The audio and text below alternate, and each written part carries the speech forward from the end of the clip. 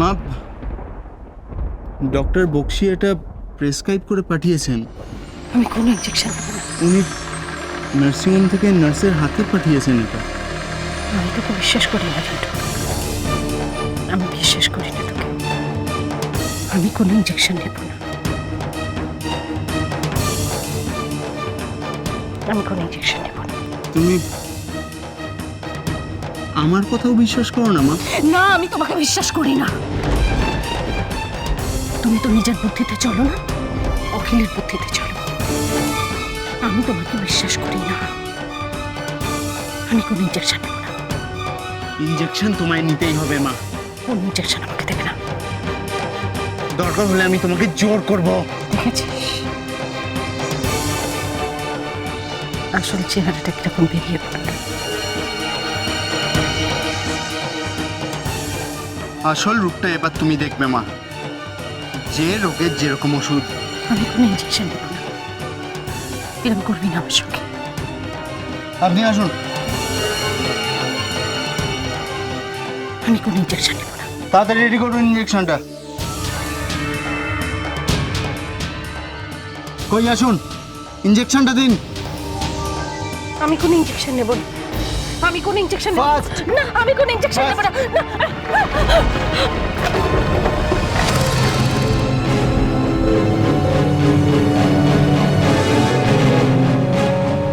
মামা, মামা, এই যে কবে ঠান্ডার মধ্যে এখানে দাঁড়িয়ে আছো কেন? যাও, রিন্টুকে হেল্প করো, যাও। আমি গিয়ে কি করব? আমি কি কিছু করতে পারবো নাকি? তাহলে কে করবে? কে করবে? হ্যাঁ, এতক্ষণ তো বারবার বলছিলে যে ওই ভদ্রমহিলাকে দিয়ে কিচ্ছু হবে না, তুমি সব করতে পারবে, যাও গিয়ে করো। হ্যাঁ, আটকাচ্ছিলে কেন ওকে? দিদি যেরকম ভায়োলেন্ট হয়ে গেছে, কে আটকাবে? কে আটকাবে? চত্বর সব। দেখুন, এই দিদির তো এই অবস্থা, মানে আপনি কি কিছু...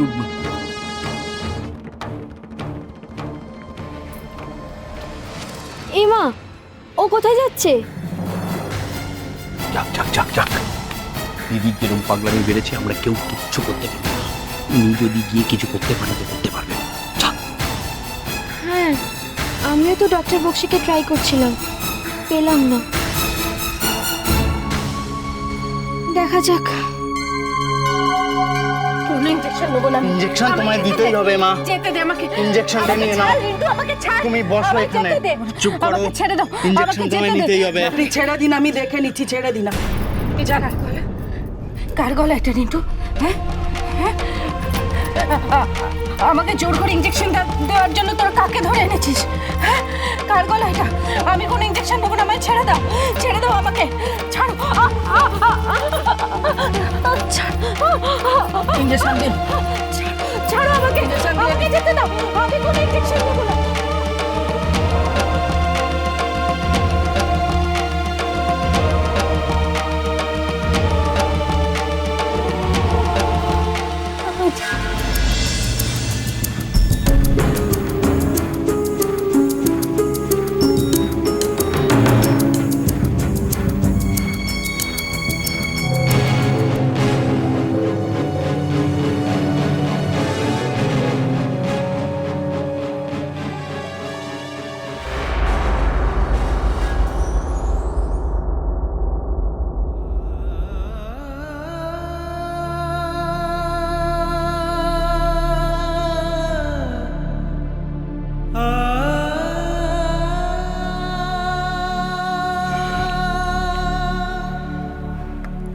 কি হলো?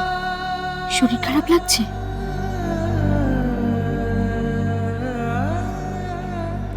ইনজেকশন দেওয়া হয়ে গেছে, চলুন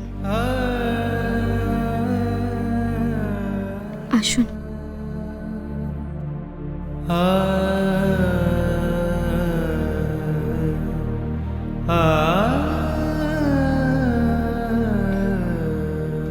মামি, আদিত্যের জন্য এক গ্লাস জল নিয়ে আসুন তো। কেন, কি হলো? জলটা নিয়ে আসুন। চলুন বাইরে চলুন।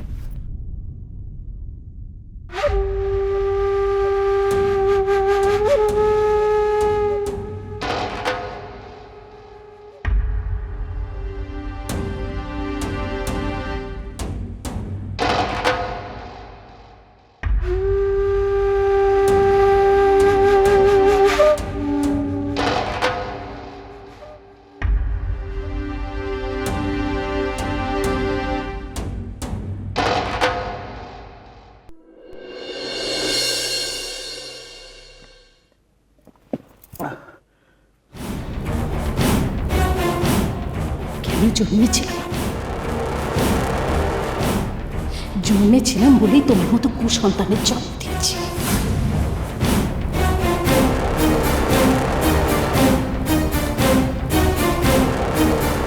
আর একটু জল খাবেন?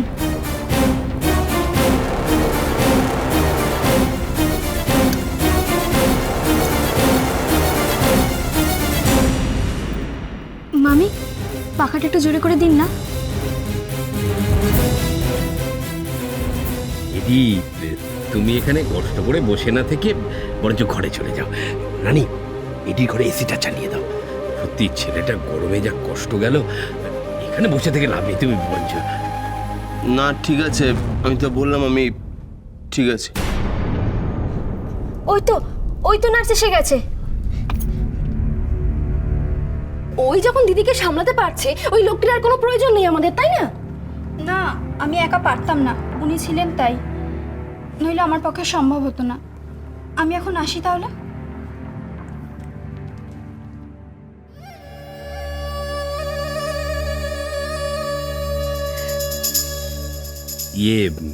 এডি, আমি বলছিলাম কি, আমরা বরঞ্চ ওই ভদ্রমহিলাকে রেখে দিই দিদির জন্য। জানি না যে উনি রাজি হবেন কি না, তুমি একবার কথা বলে দেখতে পারো। না, তোমরা তো কেউ ওই মন্দিরে ছিলে না, তাই জানো না উনি একার হাতে কিভাবে দিদিকে সামলেছেন। না, ওনাকে কাজে রাখার কোনো দরকার নেই। আপনি ওনার সব ডিউজ মিটিয়ে দিয়ে ওনাকে এখান থেকে চলে যেতে বলুন।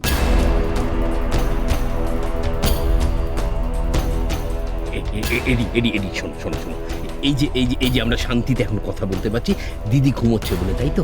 আর দিদি ঘুমোচ্ছে কেন? ওই মহিলার জন্য। দেখো, দিদি জেগে থাকলে তো চেঁচিয়ে বাড়ি মাথায় করবে, তাই না?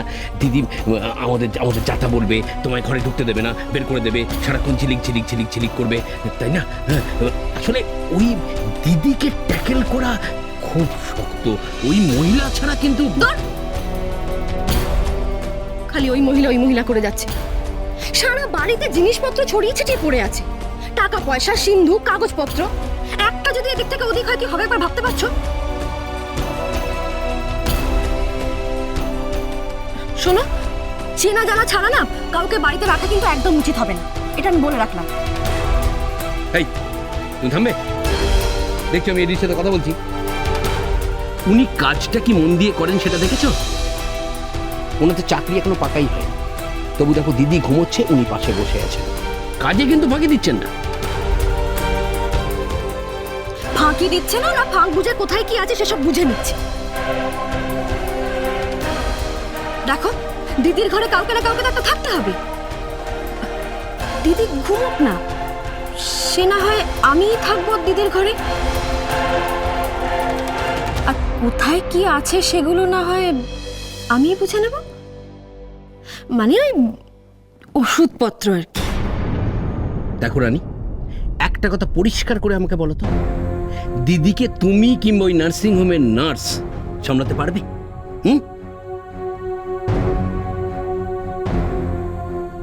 অখিলবাবু, আদিত্য যখন বলছে লোকটার দরকার নেই, তখন থাক না।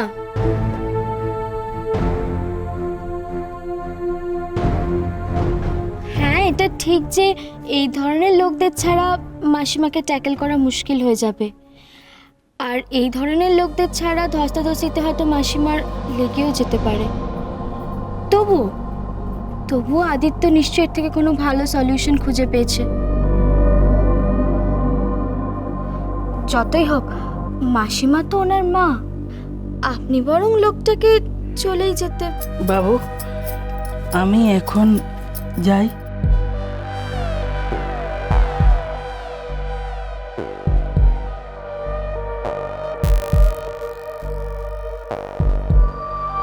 এমনিতে নার্সদের রেট আছে রোজ 260 টাকা, তো মাসে দাঁড়ায় 7,800 টাকা। আমাদের রেট তার চেয়ে অনেক বেশি আছে। এই শোনো, এত টাকা দিয়ে না লোক রাখার কোনো দরকার নেই আমাদের। তোমায় ছাড়া